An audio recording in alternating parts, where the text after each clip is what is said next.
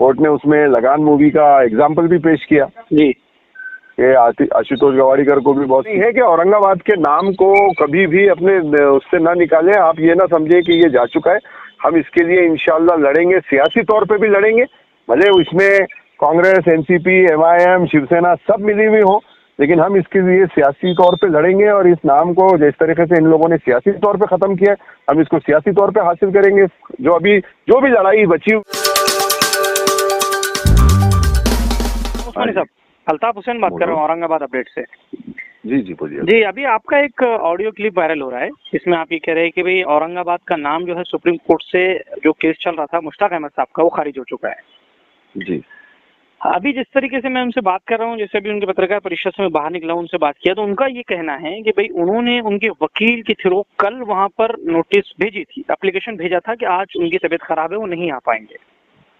अब उनका ये मानना है कि कोर्ट ने उसको नहीं माना, और जो अपोजिट जो वकील थे उन्होंने कहा कि भाई ये उस्मानाबाद की पिटीशन है, इसलिए उसको नकार दिया गया। तो आपको क्या लगता है कि भाई अभी सुप्रीम कोर्ट में इस वक्त आप वहीं पर है, तो क्या पोजीशन है इस वक्त, क्या पोजीशन है अभी? पोजीशन का क्या है, उनकी खत्म हो चुकी है याचिका, डिसमिस कर दिया कोर्ट ने उसको। कोर्ट ने डिसमिस कर दिया इसको? कोर्ट ने डिसमिस कर दिया जी। ये जो याचिका है, ये जब लगाई गई तो इसके अंदर पहले तो सबसे पहले उन्होंने मुझसे कहा था कि मैं नहीं जा रहा हूँ कोर्ट, इस बार आप जाएंगे। जी। उसके बाद नुमाइंदा काउंसिल के जिम्मेदारों से उन्होंने यही कहा था। जिसके बाद जो है तो हमने अपनी जब याचिका बनाई तो सबको उसकी कॉपी सर्कुलेट की, नुमाइंदा काउंसिल, जमात इस्लामी, तामीर नाम मुखालिफ कमेटी जो है, तब्दीली खालिद अहमद साहब की, इनकी सारी कमेटी से हमने अपनी याचिका की कॉपी शेयर की। दाखिल करने के पहले उसमें ऑब्जेक्शन सजेशन लेके फिर हमने दाखिल की जी। और अंडरस्टैंडिंग ये थी कि हम जा रहे हैं क्योंकि एक स्ट्रेटजी से काम होता है, ऐसा नहीं कि कोई खेल का मैदान है कि यहाँ कुछ बच्चे खेल रहे, वहाँ कुछ बच्चे खेल रहे। तो हमने दाखिल तो कर दिया था, लेकिन उसको हमने स्ट्रेटेजिकली थोड़ा स्लो मूव कर रहे थे जी। अब अचानक से हमको परसों पता चला कि इन्होंने एक याचिका लगाई, और जिसकी फिर हमने जब ऑनलाइन चेक किया तो पता चला कि उसमें डेट भी आ गई है 9 तारीख की जी। जब जिम्मेदारों ने ठहर के उनको बात किया तो उनका बोलना था कि हम हिशाम उस्मानी के लिए रुके थे। मेरी कभी उनसे बात ही नहीं हुई इस मामले में, उन्होंने मुझे बताया ही नहीं कि हम जा रहे हैं या कुछ कर रहे हैं। नुमाइंदा कौंसल ने कहा था कि हिशाम भाई को भी आप साथ में ले लो, तो आपके लिए वो रुके थे। और जिससे मैंने उनसे एक सवाल किया कि भाई उस्मानाबाद का अभी तक आपके हाथ में जजमेंट नहीं आया था, फिर आप क्यों इतनी गड़बड़ की जाने की? तो उन्होंने कहा था कि भाई हम लोग स्लो ही जा रहे थे, हमने कोई गड़बड़ नहीं की थी, हम ऑलरेडी कोर्ट में जा चुके थे पहले ही। मुझे कब उन्होंने बताया कि मैंने दाखिल किया है कि कुछ ना क्या, कभी उन्होंने नहीं। उल्टा उन्होंने मुझसे ये कहा था कि मैं नहीं जा रहा हूँ इस बार, आप जाओ कोर्ट में, हमारी तरफ से नेक ख्वाहिश था, मैं इसमें से दस्तबरदार हो रहा हूँ।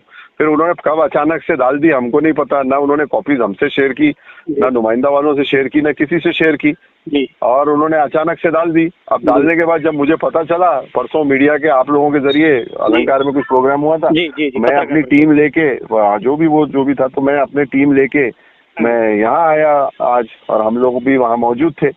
जब मौजूद थे तो हमने ये, अच्छा फिर कल जो है मेरे जो एडवोकेट ऑन रिकॉर्ड हैं सऊद साहब, सऊद अहमद, उन्होंने वो इनके जो एडवोकेट, हमको पता चला था कि फुजैल है, उनसे बात भी की फोन लगा के कि भाई ये देखो, ये हम इसमें सीनियर काउंसिल लगाते हैं। तो उन्होंने कहा नहीं कोई जरूरत नहीं, हम इसमें सिब्बल साहब को लेके आ रहे हैं, कल सिब्बल साहब रहेंगे ये वो करके। नहीं तो हमारे पास पैसे भी थे, सब कुछ था, हम अपना लगा सकते थे।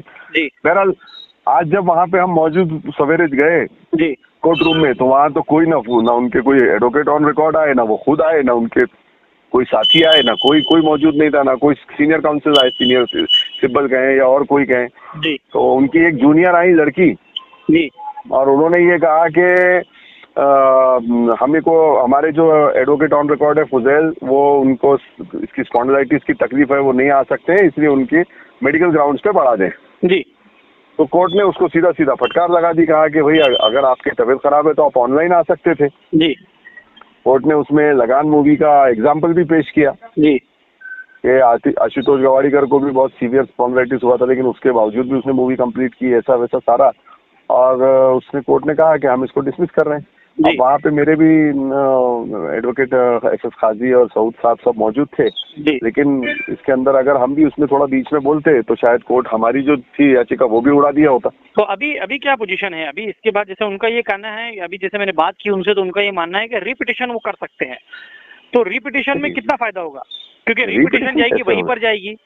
रिव्यू पिटीशन कहते हैं उसको। जी रिव्यू पिटीशन जी, जो उस्मानाबाद जो करने जा रहे हैं वो कहते हैं, वो उसी जज के सामने रखती है नजर सानी के लिए जी कि जनाब इस पे आप फिर से नजर सानी करें। अब तो ये तो आप लोग सब समझदार हैं, आप समझ सकते हैं कि इसमें नजर सानी क्या करेगा कोर्ट। हिशाम भाई, इसमें मुझे ऐसा क्यों लगता है कि इस नाम को लेकर कहीं ना कहीं नाम की सियासत हो रही है, और ये हो रहा है कि किसी के जल्दबाजी में कहो या किसी के नासमझ में कहो, नाम कहीं ना कहीं औरंगाबाद का नाम खोया जा रहा है। क्योंकि आज औरंगाबाद के कई नौजवानों में नाराजगी नजर आई, क्योंकि जैसे ही आपकी क्लिप वायरल हुई, कई नौजवानों के चेहरे पे मैंने देखा, जब उनसे बात किया तो उनका ये मानना है कि आज बहुत बड़ा मतलब एक काला दिन जिसको कहेंगे, उस तरीके से लोग आज इसको समझ रहे हैं कि भाई औरंगाबाद का नाम कहीं ना कहीं हमारे हाथ से जाता हुआ नजर आ रहा है।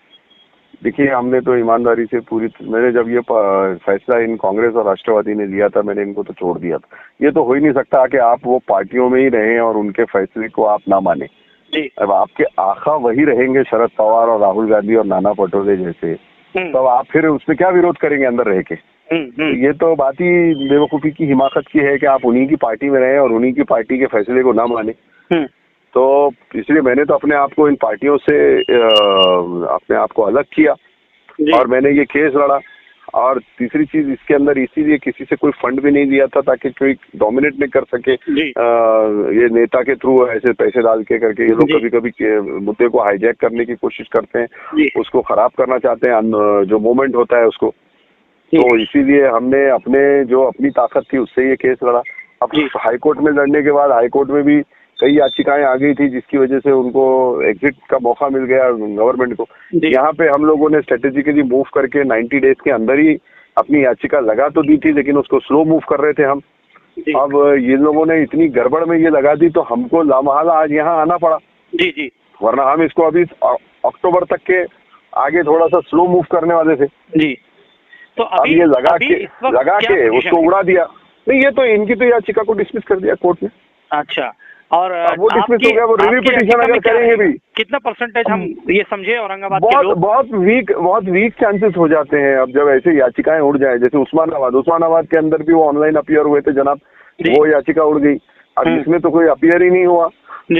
या तो ये लगाते तो हमको कहते, अगर तो हम उसमें सिब्बल साहब कहें या और कोई सीनियर काउंसिल, हमारे पास फंड्स थे, सब थे, हम लेके आ जाते थे। पर उन्होंने कहा कि नहीं हम उसमें आज ला रहे हैं, इनको ला रहे हैं। तो फिर हमारी तो इसलिए याचिका हमने आज जो है उसको स्लो मूव किया। अगर हम आज इसके साथ ही अपनी भी लगा लिए होते तो 110% हमारा भी नाम उस रिजेक्शन ऑर्डर में आ गया होता। अभी कम से कम ये जो डिसमिसल ऑर्डर है इसमें हमारा नाम तो नहीं है ना। जैसा मेरा आपसे एक आखिरी सवाल ये है कि अभी आप क्या समझते हैं इस चीज को?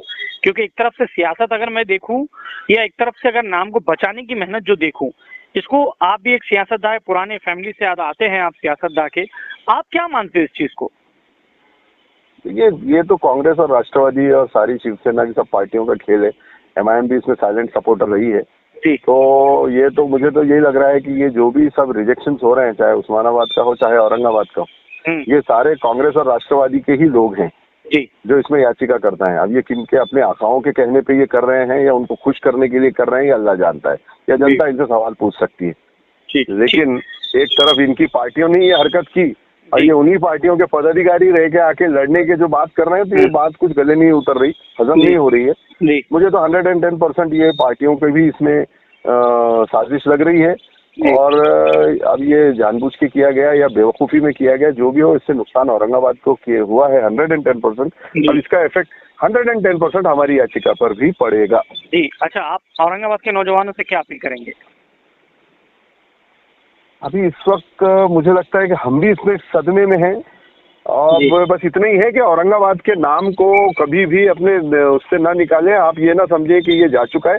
हम इसके लिए इंशाल्लाह लड़ेंगे, सियासी तौर पे भी लड़ेंगे, भले इसमें कांग्रेस, NCP, MIM, शिवसेना सब मिली हुई हो, लेकिन हम इसके लिए सियासी तौर पे लड़ेंगे। और इस नाम को जिस तरीके से इन लोगों ने सियासी तौर पे खत्म किया, हम इसको सियासी तौर पे हासिल करेंगे।